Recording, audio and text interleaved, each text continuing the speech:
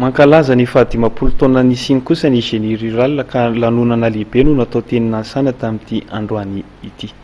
Tao anaty lanonana manetsiketsika ny nankalazana ny fahadimapolo taona ny direction du génie rural na DGR etsy Nansana. Dimapolo taona nampiroboroboana ny sehatry ny fambolena sy ny tontolo ambanivohitra tamin'ny alalan'ny fampitaovana, fananganana foto-drafitrasa sy fanazariana ny tany. Ny foto-drafitrasa no resahantsika dia misy fanavahana roa mazava tsara.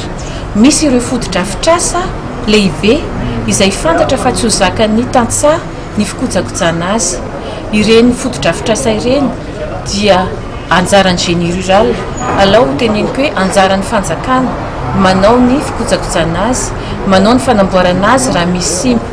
Fa misy kosa nefa ireo foto-drafitrasa madinika. Nandritra ity lanonana ity noho namaritany tompona andraikitry ny direction du génie rural ny Vina ho an'ny taona mifanesy manaraka. Fantatra ankehitriny hoe inavo ny olana misy ary ireny no ezahana ho vahana. Anisan'izany ny fienan'ny abetsahany rano eo amin'ny tontolo fambolena, fivavahan'ny toetrandro. Anisan'izany ny filana tantsaha tsy mionona mamboly fotsiny fa mila mitodika amin'ny tsena. Ka ao anatin'izany rehetra izany dia miezaka ny génie rural manatsara ny fifehezana ny rano. Miezaka ny génie rural anampy amin'ny fampiasana fanondrahana mitsitsy rano ary miezaka ny génie rural anampy amin'ny fampitaovana ny tontolo ambanivohitra. Tonga namea voninahitra ity fotoan-dehibe ity ireo olo manan-kaja maro samihafa ary voalohany amin'izany ny ministry ny fambolena sy ny fampiroboroboana any ambanivohitra Andriamatoa Ravatomanga Roland izay nanokana ny takelaka fahatserovana ny fahadimapolo taona ny DGR.